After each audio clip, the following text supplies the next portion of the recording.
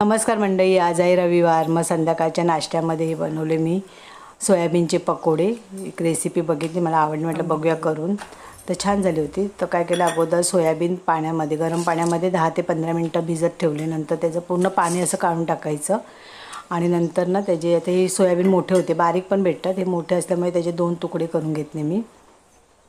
आणि अशा प्रकारे सगळेचे तुकडे करून झाल्यावर ह्याच्यामध्ये घातले 2 चमचे दही. दही आपल्या आवडीप्रमाणे घालायचं आणि अंदाजाने घालायचं, की असे सोयाबीन असेल त्याप्रमाणे. नंतर त्यामध्ये धने जिरे पावडर, चिकन मसाला आणि तंदुरी मसाला होता तो घातला. आणि तंदुरी मसाल्यामध्ये पण मीठ असतं, त्यामुळे मीठ पण अंदाजाने घालायचं. आणि त्याच्यामध्ये कॉर्नफ्लॉवर पण घालू शकता, पण मी घातलं तांदळाचं पीठ.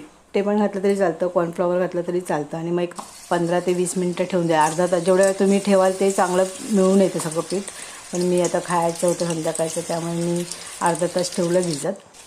आणि नंतर मग असं गरम करून तेल त्यामध्ये छान फ्राय करून घेतले, कुरकुरीत असे छान लागतात. नक्की करून बघा, मुलांना आवडतात वेगळं काहीतरी. तर माझी रेसिपी आवडली असेल तर नक्की चॅनलला सबस्क्राईब करा, लाईक करा. बाय.